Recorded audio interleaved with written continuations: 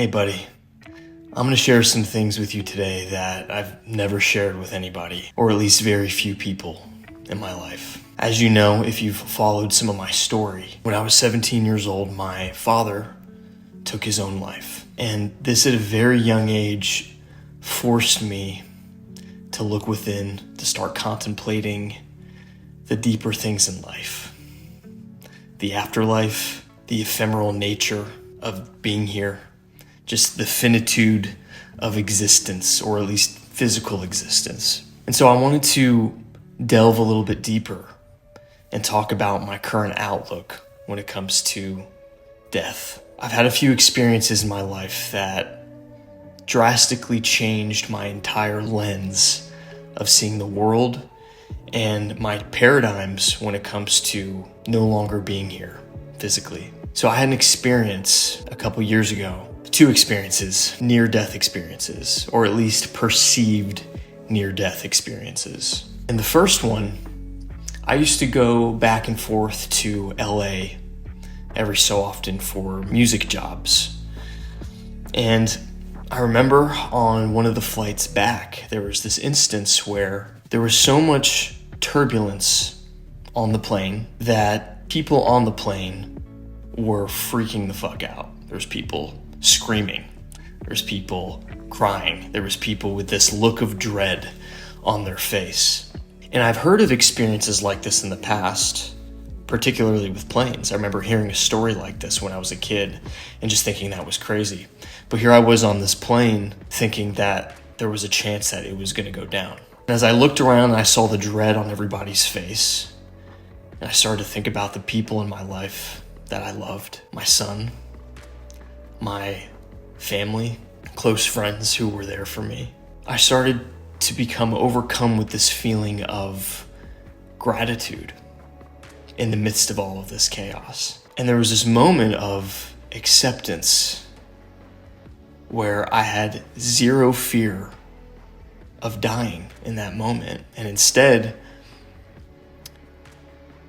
tears started to fill my eyes because I was overwhelmed with gratitude for the gift of getting to be here, to experience all the highs and lows, the depths of pain and darkness, and the highs of beauty and love. And that was a really important experience for me. And this had happened one other time before this event. It was about a year ago, and it was actually during a dream, a very vivid dream that I had, where I was in my house, and my house, for whatever reason, started to fill with water.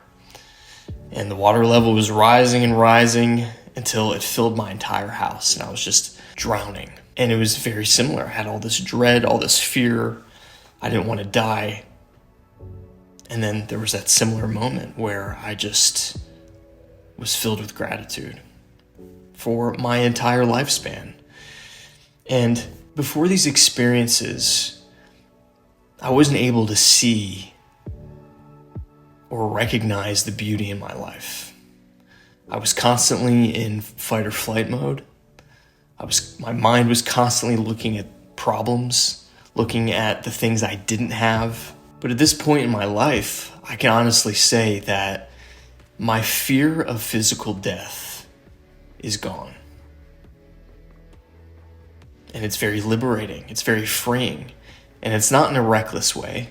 I don't feel like dancing around in the street and ending my life earlier than I would have to.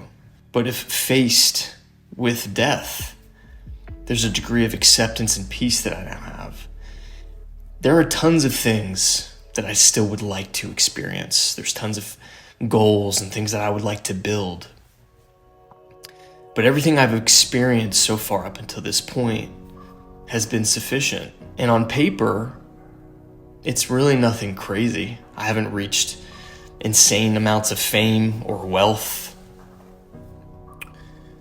But I'm able to recognize all of those little pieces of beauty, even in the darkness, because there's beauty in the contrast of suffering and love. Memories of watching my son being born and time actually stood still to my perception. And I've heard sayings like that before, but I didn't know that that was a thing. Another experience of when time stood still was during the 2017 eclipse. And today is actually April 8th. The eclipse is actually going to start here in about an hour or so. I don't know if I'll be able to see it. It's very cloudy today where I live. But I remember in 2017 when the eclipse happened and it had reached totality. And I took my glasses off to look at it. And I remember looking around me and no one else took off their glasses. And I remember saying, like, look at this. Like, you have to look at this. And everyone was like, no, you're not supposed to. It's going to burn your eyes. And I remember my frustration that I was in this group surrounded by these people. And I was the only one looking at this thing without these solar eclipse glasses. And when I looked at it, it was another moment where time stood still and tears filled my eyes, and I didn't even realize it until after the fact. And so these two moments, the 2017 eclipse and the day my son was born, were a feeling of wholeness, a feeling of being complete, a feeling that not only is everything okay, but everything is exactly how it should be. And so since then, I have moments like this all the time, several times a week. I have a moment of absolute stillness where it feels like time is standing still. It feels like I'm on heaven on earth. I'm filled with love and purpose. And I just want you to know that regardless of where you're at in life, you might be wrapped up in the mundane, you might be wrapped up in the day-to-day, and you might not be able to see the beauty that surrounds you from moment to moment, but it's there. Everything that you've experienced in your life up until this very moment right now, every failure, every loss, every time that you didn't show up for yourself, it hasn't been in vain. It has not been in vain. Your life has not been a waste. More now than ever, I can say with absolute certainty that life really does happen for you and not to you. I used to hear that saying and I used to roll my eyes and just be like, yeah, okay, that's bullshit. There are those of you who are watching this who are really going to be impacted by this because there's a piece of you that already knows this and you already feel it on a very deep level. And by me just saying these words, I'm triggering what is already within you. And if that's the case, then this is just the beginning for you. For anyone watching this who doesn't feel that, that's also okay. We're all at different places in our life. And when I think about myself maybe a decade ago, my heart was in like a steel box. I was numb.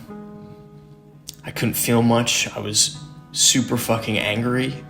I had a sense of victimhood of all the things that I had been through, the losses I had experienced, losing my dad, a series of horrible relationships, life not unfolding the way that I thought it was supposed to. And now here I am, grateful for every bit of it. Every bit of it. The point of this video is just to tell you how important it is to learn to recognize the beauty that's right in front of your face, that you might be missing day to day. Every step of the journey so far. Even the seasons I had where I was neck high in vices, addicted to pornography, alcohol, addicted to self-loathing.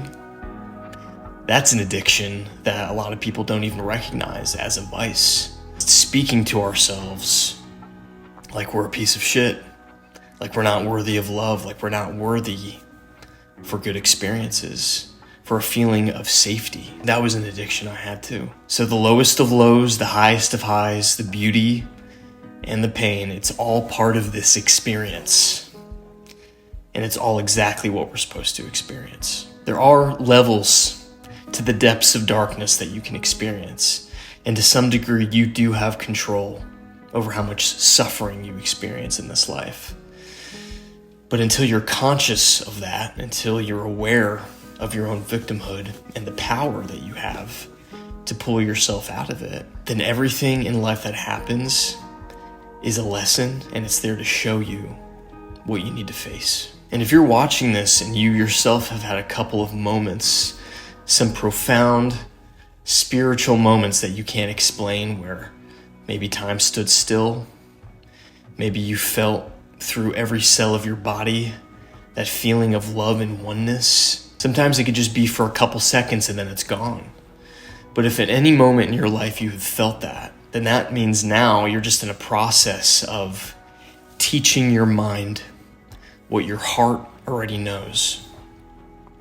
And that's a journey in and of itself. So with this channel and these videos, if they make you feel even a little bit less alone in this process and on this journey, then that makes me happy. That's very fulfilling for me. The Stoics knew a lot about accepting death. I'm sure you've heard Memento Mori, which was a very trendy thing for a minute, but there's so much profundity to that. In a sense, it's just regularly remembering that you will die, and not in a negative way. Just like birth is natural and happens to everybody, death is natural and happens to everybody. And there's truly no reason to fear it. I've also learned that any kind of desire that someone may have to take their own life, usually all that is an old identity or an old pattern that wants to die. And it's suffering and it's holding on for dear life. And it's sick of itself and it wants to die. So when you have feelings of wanting to commit suicide, but then you don't, and you let that piece of yourself die instead, and you physically remain here, then what happens? You're a different person.